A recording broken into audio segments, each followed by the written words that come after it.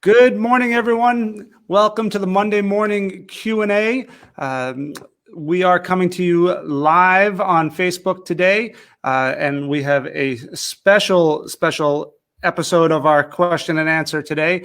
I'm going to be joined in just a second, not only by Ashley Howland of Howland Muscular Therapy, but Julie Farrer. She is a registered dietitian, and she'll be talking to us today about some healthy habits, some disordered eating, and also dealing with emotional eating and unhealthy relationships with food.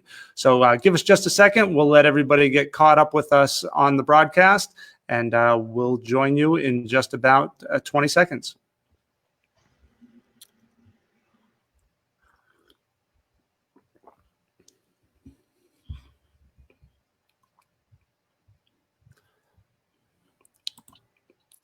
All right, so we are live. Look at that. We've got a fancy new layout today. As you can see, I mentioned we have a guest with us. Julie, welcome to our show. Thank you. Hi.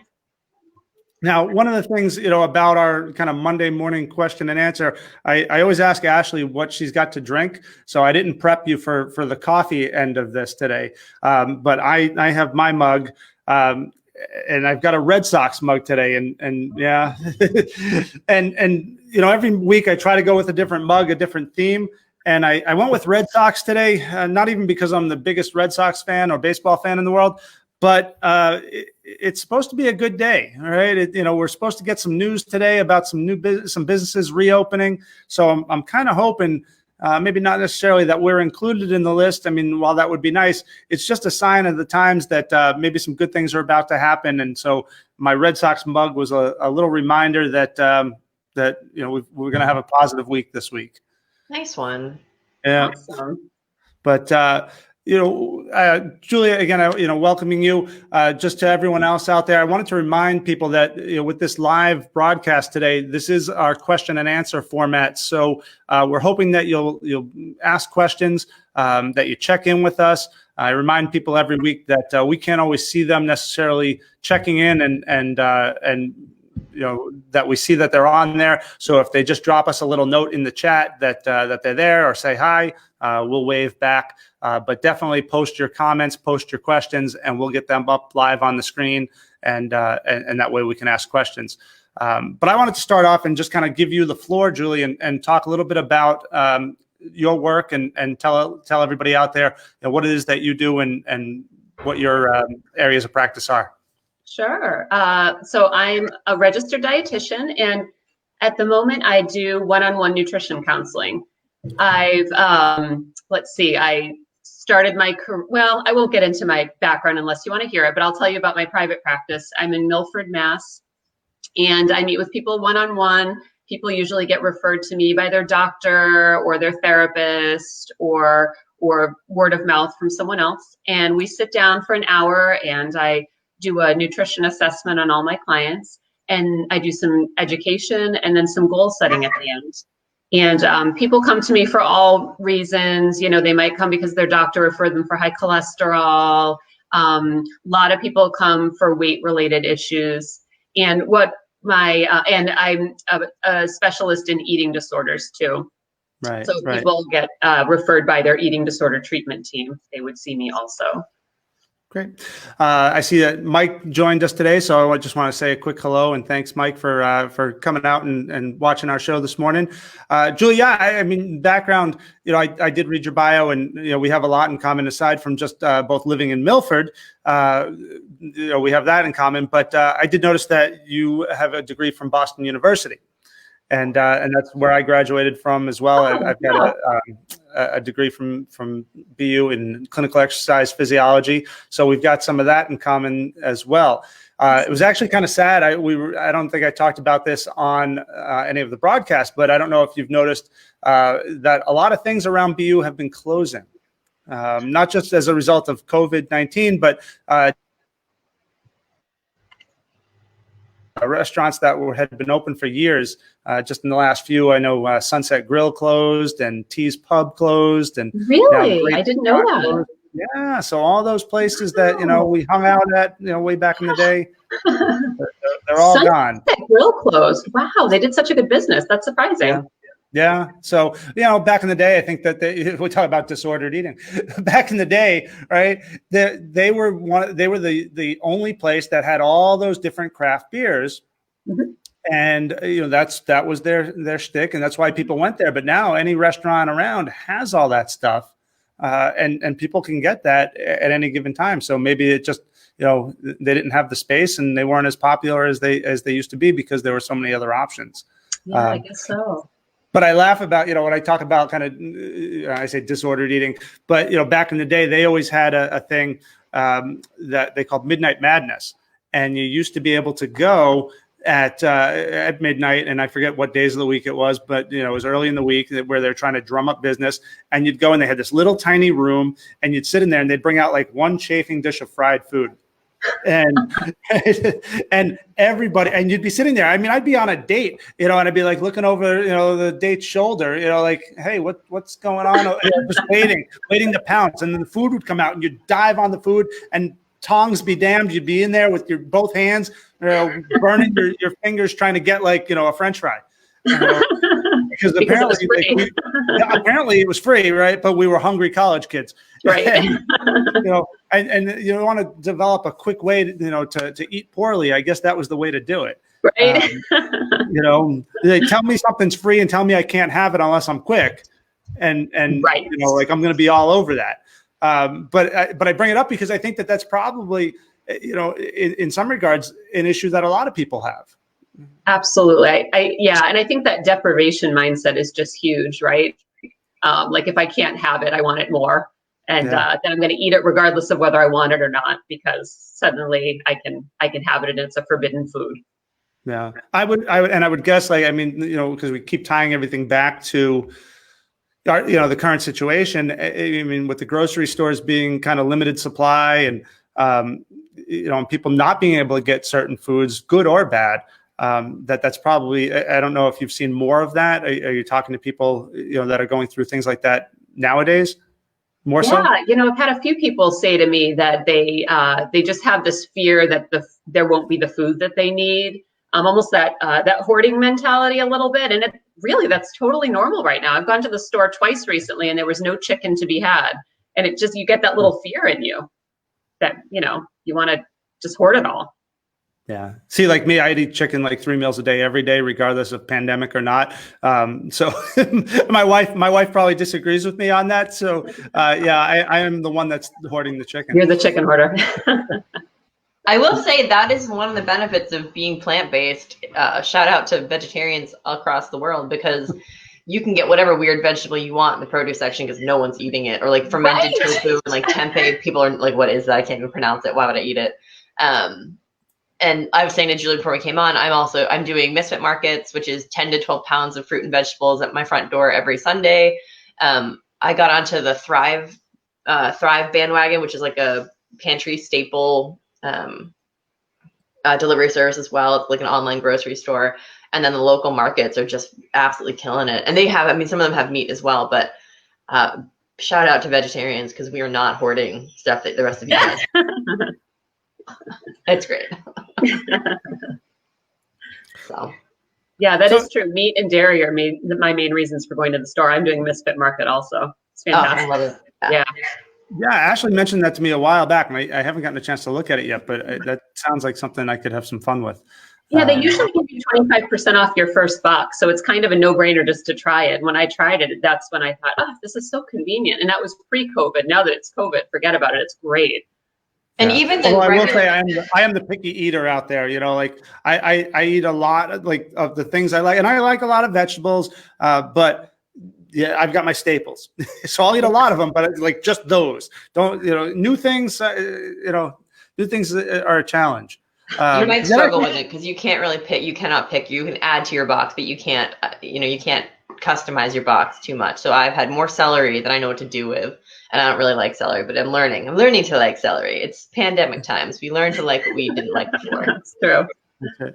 Now I see that, again, there's quite a few people that are watching us right now, or at least it looks like there's a few people watching us. So I just want to encourage people to post your comment, ask a question. I mean, we've got a bunch, and the three of us can talk all day long about issues around fitness and nutrition. But we want to answer your questions. If there's something specific that you'd like to know about, by all means, please ask away. Otherwise we'll just keep rambling on here. Julie, I did also want to bring up, we talked about kind of negative things around food, or just, one of the things that I've come across with some particular clients is, this issue around body image as well, in that, they tie food to body image, in that, they want to look a certain way, and they don't really understand maybe all the nuances about calories in, calories out. That's what we're taught, but it's become such a structured kind of lifestyle that I think, what I've tried to coach people on, and correct me if I'm wrong, is that there's a lot more to it than just calories in and calories out. Mm-hmm. Yeah. So, what I firmly believe in is that we all have a genetic set point weight also. We all have my shoe size is not going to change no matter what diet I go on, no matter what my workout routine is. My shoe size is my shoe size, right? And I feel like we have that in our weight and our body shape too. And a lot of times in the media, we think we have to look a certain way. And what we need to do is focus on body acceptance. Sure, be healthy, be fit, be all those things, but to try to manipulate yourself to a certain number on the scale, or, trying to make a body part look different than it is genetically meant to look. I think that's where we develop some really a poor body image, because we're striving for something that genetically can't happen. I would second that, just and I'll share personal experience. I am consistently, no matter what I eat or what I do, I am consistently between 180 and 186 pounds. And it can vary, like 180 on Tuesday morning, 186 on Wednesday night, what I've drank, how much I've had to drink, water or alcohol, how much salty food or whatever. And the lowest weight I ever was, in my adult life, was 172. I was working 10 hours a day at a horse rescue. I was eating terribly because I was 22 and I could eat terribly and lose weight. And then I guess in my heaviest, I was in college, and I hit over 200 pounds. I was obviously living college life, unhealthy food. I had a boyfriend who was kind of in the same boat, had a bigger body. And I was like, well, he can't judge me. I'll eat whatever I want. And no matter what, I have always come back to 185. So I lost all that college weight working at the barn, and then I rallied back to kind of the middle ground. And that's really where I sit. And that has been like frustrating, because I feel like 185 is like, oh my God, so much weight. And I will never forget my doctor when I was a teenager saying, oh, you'll love the BMI, the body mass index scale. Well, according to BMI, I'm morbidly obese because I am 5'5", 5'4" 3/4", and 185. And so I think that we just have this like really poorly formed body image, and like understanding of like body fat versus muscle versus does it matter? Like, does it even matter what your weight is? It's just the amount of gravity you have on the earth. Yeah. And I just think that what I have always loved to see, and I think I've seen a couple of websites or body positivity movements that have done this, is like a scope of women or men who are size 10.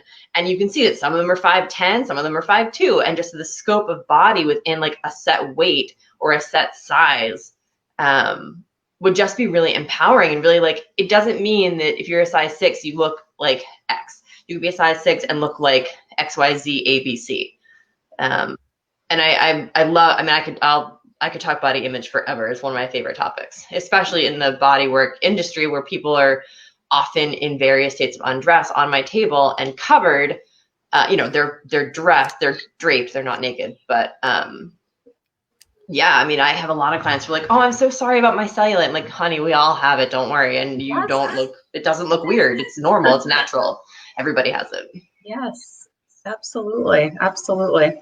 Unfortunately, I think media pictures aren't helping, I mean, right. Everyone on a magazine cover is airbrushed and they don't have cellulite. They don't, yeah, that's a tough one. Taught, right? I mean, I think that the tools that we're given to evaluate have all been numerically based. Like, how else are you going to judge? And everybody's got a scale in their bathroom, so that's what they're pinning it to, is a number. I joke all the time, and I tell a story about, and I'm dating myself, but the movie Big. Right? I always say, if you saw the movie Big, right, his wish is to look a certain way, is to be a certain age, is to be grown up, and he makes the wish, and he wakes up in the morning, and his feet kind of fall off the bed, and he's only 2 inches from the bed instead of the 1.5 feet that he normally drops down. But as he's kind of walking to the bathroom in the morning, he passes by the mirror. Right? Tom Hanks passes by the mirror, and he kind of does this double take. And he's so excited that he, he's so freaked out by what he looks like, but probably more excited because his wish came true, that he runs out into the street like in his underwear, And I said, well, this is kind of how a lot of people feel about their bodies or about their weight, is that, if you got up in the morning and you were walking to the bathroom scale like so many people do, and you walked by the mirror, and all of a sudden you had this image that you thought in your head was like what you should and could look like, you'd never make it to the scale. You'd like run out, in your boxer shorts. Like, you wouldn't worry about what the number said on that scale in the bathroom. This image kind of happened for you, and you were okay with it. So, I try to steer people away from the numbers, because as we were just talking about, there's so many other factors that can play a role in that. Yeah, absolutely. And BMI is not an appropriate number for people to look at. I see a lot of kids and teenagers also in my practice, and a lot of children are referred to me because their BMI is high. And, well-meaning pediatricians just wanting to, they see a red flag pop up. But what I really try to educate the families on is some people will always be in the overweight or obese category. I love, there's this website I found, and I referred a teenage boy to it. It was on the NFL, and how they listed all these NFL players and what their BMI was. And all of them were overweight, and some of them were obese. And I said, do you think Rob Gronkowski this is back when he was playing, do you think Rob Gronkowski was told to lose weight because he has a BMI of 30? No, he's muscular and he's healthy, right? So I would do the same thing. There were a lot of football. I would use the same references with. Bob keeps freezing. Even more stuff, I kind of go through this. I said, look, I'm a short guy. I'm 5'6", 5'7", right? I am always going to pop obese because short and muscular. So those running backs really, are always going to pop that way. I just want to real quick, hey Deb, thanks for joining us. Heather had a good comment. I don't know if you guys can probably see your comments, or you can click on somewhere to see the comments if you're missing them. But Heather made a good point, and she says, hey, there's Labradors and there's Greyhounds out there, and you can be a healthy and fit Labrador, but you're not always going to be a Greyhound, right? So don't. I love that. I love the dog analogy. I use that all the time in my office. Yep. Yeah.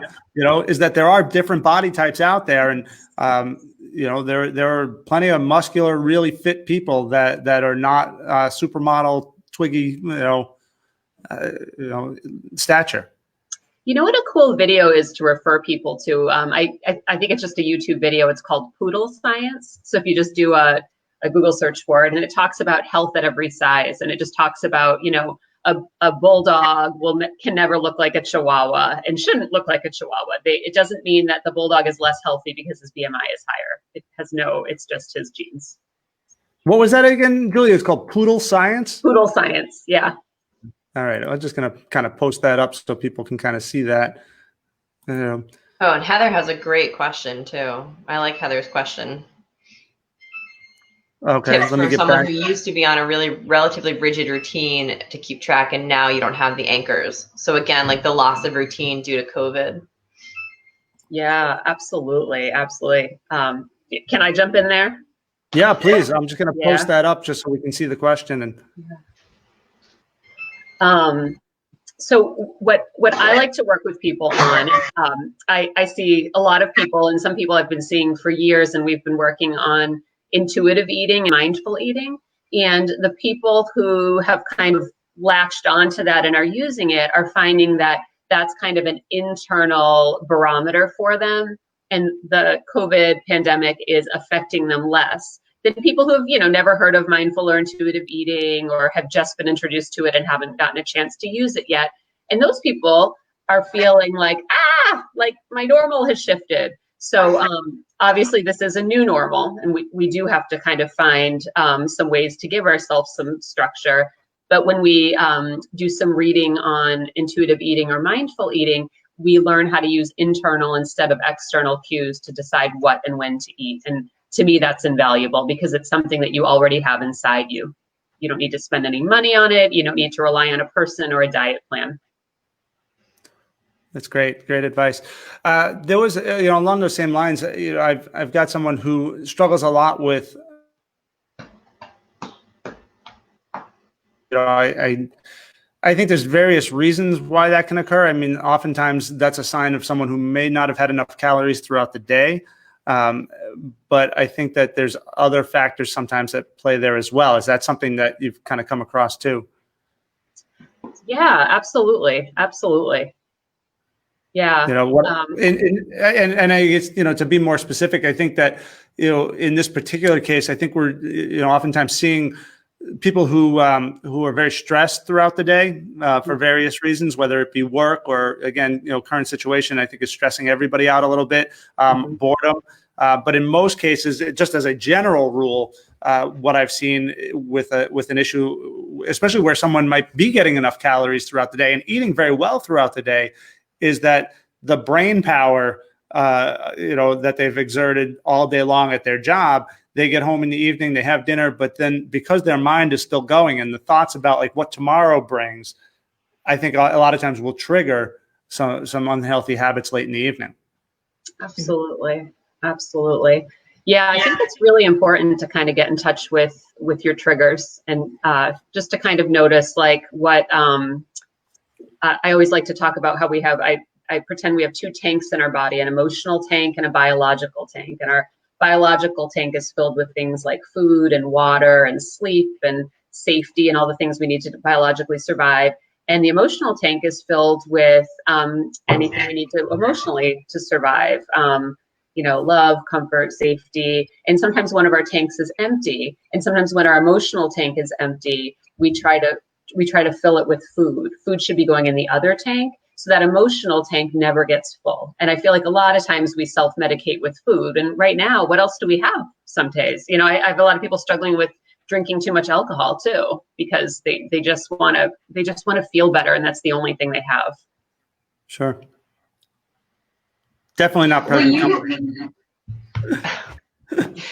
Julie, you mentioned the mindfulness side of it, and I feel like that might be touching on it. So if you are feeling like your stress is really high, or, I mean, we're all stressed, but you're trying to fill that emotional tank, can you speak a little bit as to how you help clients fill that emotional tank? And then how does it play into the mindfulness with eating? Because I don't know a lot about mindfulness and intuitive eating in terms of like your approach. I know that if I'm craving peanut butter, I probably need to have more fats in my diet or something like that, but that's not really, I don't think, the same thing. Yeah. Let's see. So sometimes I just give, and oftentimes seeing a therapist during this time is really helpful too, because, we don't have a lot of resources right now. If you're stuck in your house and you're not seeing a lot of people, but for people that maybe don't have one who I'm working with, I just give them the homework assignment to make a list of all the things that make them feel emotionally whole, or that feed their soul, right? So some people will say, watching Netflix really just gives me comfort. And I say, put that on the list, or drawing, or, making a phone call, or giving yourself a pedicure, or whatever it may be, but make a list of all those things. And when you're feeling the need to eat, kind of just pause. Don't tell yourself you can't eat, just pause and say, which tank is empty right now? And if sometimes you're going to give in and eat when you're not hungry, and that's okay. But then don't beat yourself up over it. And I call it the all or nothing approach, and just say, oh, well, whatever, this day's ruined, and, just keep eating. Right. That we talked about that with the stress eating, where you're, if you really are craving those chocolate cookies and you feel like that's what I need right now, then eat the cookie and enjoy it and savor it, and don't be upset about it. It doesn't go right to your hips. You're okay. You're gonna be fine. Yeah. and just be really gentle with yourself. Like, that's okay. You were craving it and you had it, and maybe you won't crave it anymore, or maybe you will, and then you can add that to a different list. Right. Yeah. Identify the things. And that's a great point, Julie, because we talked about that. I had mentioned before we started today that we had done a workshop. I think it was a Wednesday workshop where we talked about emotional eating. So those are right in line with the points I was making that day. So I think that's very, Yeah. Cool. and those are some good points. Another question's come in, and I'll pull it up in just a moment, but I want to introduce it with the concept that oftentimes one of the things that we talk about isn't just, people hear a lot about macros and they say, well, okay, we should eat, so much protein and carbohydrates and fat. But as a more advanced concept, we often then talk about nutrient timing. And when should I eat those things? Is there a good time, a bad time to eat those things? So we have a question here from Deb, and I'm going to post it up. But she talks about eating breakfast in the morning versus waiting. When's kind of the best time for that? And kind of more specifically, I'll show you her question here. But she says, some say to wait as long as you can to eat breakfast in the morning. But she says, I always thought you need to fuel, right when you get up. Like, what's the best way there? That is an awesome question. I get asked things like that all the time about timing. My short answer is that we're all different. I agree with Deb that I tend to recommend that people eat every 3 to 4 hours of the day. I just I don't know. I guess maybe that's how I was trained, or just in my years of experience. I think that if we feed our body every few hours, we get nutrients in, we burn them, and then we need them again. But now there's this concept of intermittent fasting where people shrink the timing of their food to maybe they eat only 8 hours of the day and they fast for the remaining 16. And for some people that works really well. So So, and we're all, but other people, intermittent fasting does not work. They're holding off to eat till 11 a.m. They're feeling faint. They're feeling lightheaded. They're grouchy. For those people, I would say you need to eat sooner. So in my practice, I'm very, very individual. I cannot have somebody just asked me if there's one piece of advice you could give, a blanket statement about nutrition, what would it be? And I said, I can't. We are all so different. So Deb, if that works for you, eating as soon as you get up, that's awesome. If you're the type of person that needs to have your coffee and wait a few hours, that's fine too. What I don't recommend is ignoring hunger. I'm very big on honor your hunger and honor your fullness. When you don't honor your hunger, when you pretend it's not there, when you're in that diet mentality, it's really easy to eat beyond the point of fullness because you lose touch with your internal cues. That's great. I love that. Yeah, that's great. Well, it is. It's such a, like I said, it's the habits that you build. For me, I don't know that I was kind of a morning food person, especially because I'm not your traditional breakfast person. I don't really like eggs. I don't really like cheese. I don't, and I didn't eat peanut butter. So all of those things, that's great, Deb. Because I always honor my hunger. Yeah, I love it. So for me, like I always struggled to kind of figure out what I was going to do for breakfast. And that's another kind of key thing, I think, is that, breakfast food. So what I learned for myself is that breakfast foods don't have to be, or breakfast doesn't have to be so-called breakfast foods. I find myself eating last night's leftover chicken, whatever it is that I can find. If I've got steak laying around that, like that's breakfast in the morning sometimes because I'm hungry. I've identified that that's who I am. I like to eat. I wake up in the morning and I think, before I'm out of the shower, I'm like making breakfast. Wow. Yeah. But you're hungry? I wake up hungry every day. I can't wait to eat. But again, identifying the right things, because for me, it used to be, well, all right, I'll have a bagel. And then, a couple hours later, because that runs, real quick through it, I want another bagel. Because like, what else am I supposed to eat for breakfast? If I don't eat all these other things, bagel is breakfast food. Before I know it, I'd have 2 or 3 bagels just to satisfy that hunger I had in the morning. But then turning to those kind of non-traditional foods, eating the steak, the chicken, whatever it may be, satisfies me a lot better. And I've actually taught myself to like peanut butter. But I think, I coach people that you can eat anything for breakfast. Mm-hmm. Yeah, absolutely. Absolutely. I think that's fantastic that you'll have chicken or steak. It's funny how we create labels for things, like a bagel is breakfast food, but like a dinner roll isn't. They're like Right. the same thing, right? It just, Yeah. yeah, I think sometimes we have to get out of our labels a little bit. Yeah, and Deb, kind of chiming in here again, just working with her son to get him to eat some kind of meat to get protein in when there's no time for eggs. And yeah, I would agree, Deb, is, anything. I've had kids that have started, that weren't big eaters at all.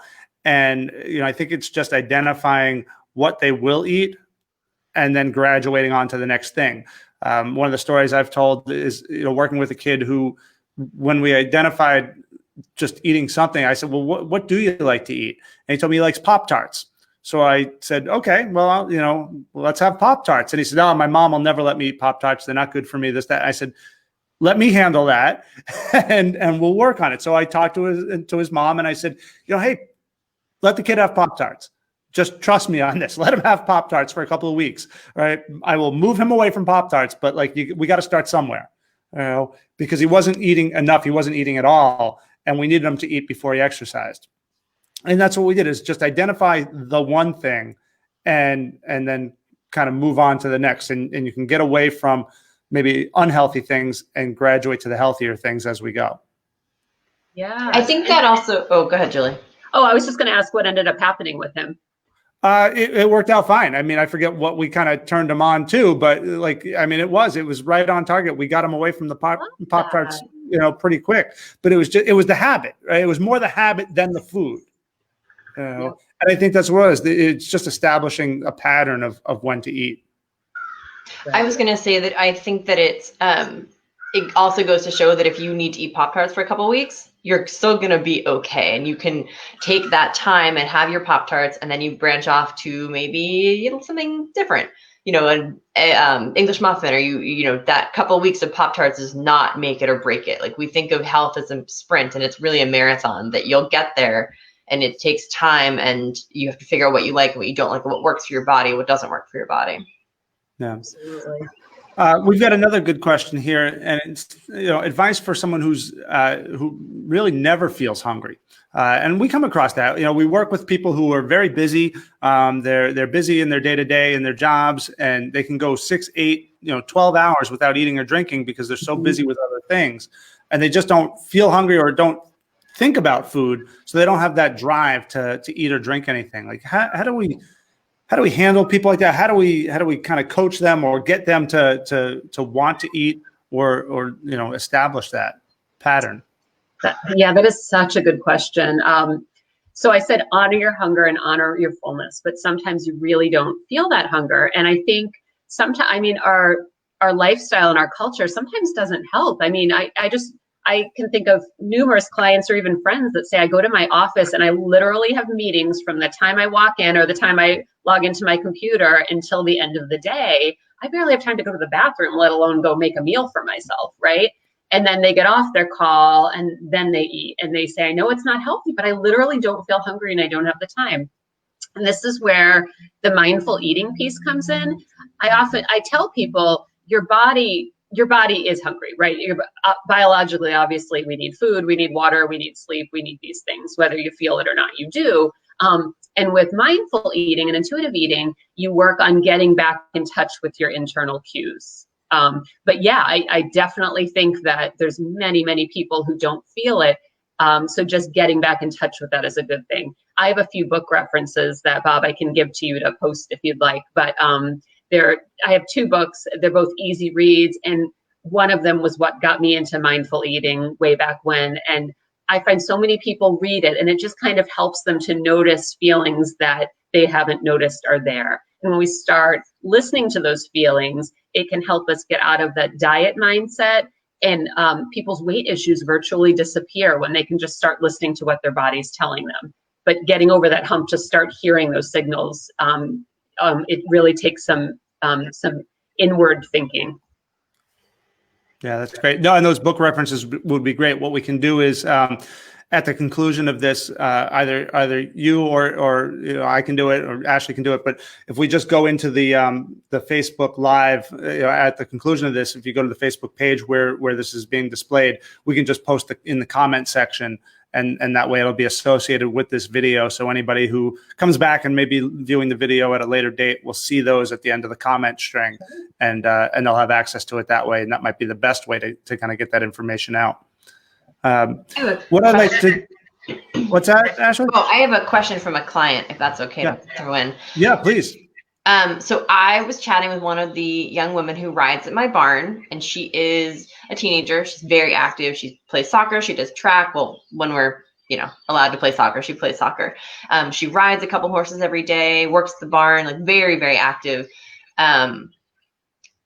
And I was sort of trying to explain to her, like, calorie in, calorie out, like how many calories you need for a day to kind of just survive. And I know that obviously everything is individual, and you can't give a blanket statement for a single person's nutritional needs. But I wonder if you could touch on the like approximate or estimated amount of calories that like a busy growing teenager needs versus someone who is more sedentary or older, or I know that's a big question, but I'm just curious to kind of get that information out there if you can.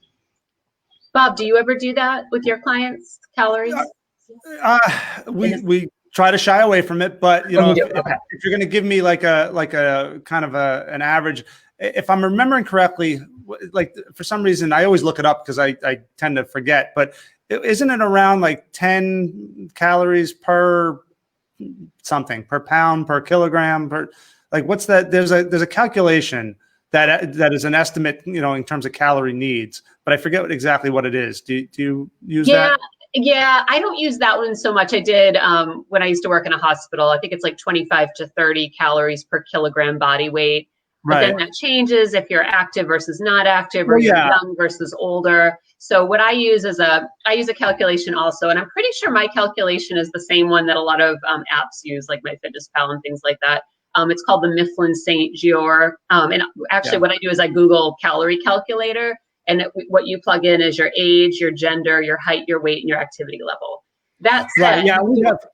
Oh, yeah, and I have access to some of those as well. There's a couple. There's like 2 or 3 that I think we've used from a more scientific perspective. But as that kind of like, all right, let's make this real easy so we don't have to pull out a calculator. We'd give people that like 10 times or 20 times, whatever. Sure. But yeah, there are some really good tools and some good calculators out there that'll give you an approximation. But yeah, as we've said, I think that there's so many factors that can go into that.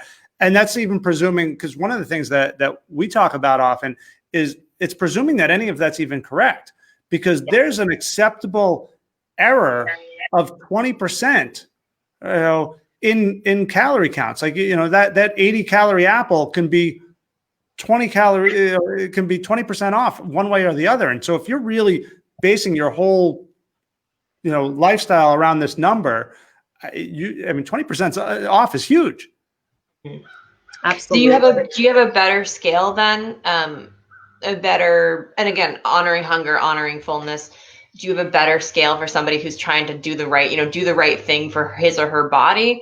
But just there's so much information. So from 2 professionals and experts, like what do you recommend? Again, I know they would come to you for a session, but is there a better solution than counting calories? Is there a better solution? Just trying to bring it down a little bit to a more layman level. Well, I know from our perspective, we rely on precision nutrition, and we talk about, and they have this thing called the PN, or precision nutrition plate. And when we talk about, kind of using normal measurements. So like for women, it would be a palm of protein. It would be a cupped hand of carbohydrates and a thumb of healthy fat. And that is generally how you want to build your plate. Right. For males, it's going to be 2 palms of protein. So, using those types of measurements for each meal, and then having those, 4 or 5 meals throughout the day, or staggering your meals, as we talked about, so that you can satiate hunger throughout the day. That would be how we do it. So we're not putting a number on it so much as we're saying, here's how you build your plate. Here are the healthy items and the approximate amounts, and then using that guide of eating to 80% full. should put us in the right frame for how many. If you actually looked at calories, you're probably going to be, you know, if you were to measure that up against a calorie counter, you're probably going to be pretty close. Yeah, I agree with that. Yeah, I like those plate methods. Yeah, I think it's a lot. I think any numbers can be can become a little bit obsessive. So Yeah. getting away from that is good. I'll do calorie counts for people, and then what I do with it is I translate it into what their meal plan would look like. And honestly, it probably looks just like Bob's. You know, but sometimes I'll use it just to make a point, like Ashley's point. A teenager, I'll say, wow, so I just did the calculation. You're eating 1,400 calories a day. You actually need 2,200. Let's see what that looks like in terms of food and portions. love that. And it probably looks just like Bob's plate. I think that's so helpful. Yeah. Yeah. But it's interesting. So, and along those lines, and that raises a good point, because, you know, we'll talk to people. It's amazing how often people are under eating from a calorie perspective, right? Because again, they're trying to conserve because they might want to lose weight. So, you know, they're eating 1,500 calories a day, right? That's a big popular, you know, range. I see 12 to 1,500 calories, when in fact they probably need 2,500 calories. So a lot of people are wondering, geez, like, why am I not losing weight? And, you know, to tell them, well, it's because you're actually under eating and your body's conserving. But on the other hand, to get somebody who's only eating 1,200 calories to now eat 2,500 calories, A, it's a mental hurdle to get over, but two, it's well, I can't physically eat that much food because they've conditioned their bodies to eat less. You know? So for us, it's a gradual, like the Pop-Tart story. You can't make that change overnight. You can't take someone who's eating 1,200 calories and all of a sudden slam 2,500 calories into them. We've got to gradually build them to that place that we want them. And if they did do that, they would gain weight from that, right? If you jump from 12 to 2,500 in a day, because their metabolism is so low, right? They've conditioned their body to expect only 1,200. So you have to retrain your body to have a good metabolism. But I've seen that happen so many times. People will come back to me and say, I haven't weighed myself, because I discourage people from weighing themselves. I haven't weighed myself, but I'm sure I've gained weight because I've been eating more like you told me. And I'll pop them on the scale and I'll be like, you're the same, or you're down, you know? Yeah. And that's always their aha moment. Yeah. I will say, because I have been doing intermittent fasting for a while, and I used to get super hangry if I hadn't eaten like a couple hours, and I would just be like a raging, you know what. And I have found that, number one, I was doing the 12 to 8, so I'd only eat between 12 p.m. and 8 p.m. And it wasn't enough time for me to get all the calories that I needed in. I needed to expand. So 10 a.m. to 8 p.m. and that, I'm usually like, all right, I'm hungry, I'm ready to eat by 10, and I'm super done by 8. Like I'm all set with that. It's actually helped me lower my hangriness. I feel like I'm more regulated and I'm much more organized. But that time frame is true, because I guess we're talking more about like how much you're eating, but I think that helping have a little bit of a structure to it, for some people who have asked about structure, that's been helpful to me. And knowing that like I have this amount of time gives me like a window of timing my meals as well, and knowing how much protein I need to have at this meal or how much I need to have at that meal. And that's been helpful for me. Yeah, I think sometimes, you know, even if your end goal is what I keep touting, intuitive eating or mindful eating, you can't just say, I'm just gonna be intuitive now. You have to start out with a structure, and to Bob's point, like start out and make steps, you know, like start out with that Pop-Tart, and it's a process. Yeah.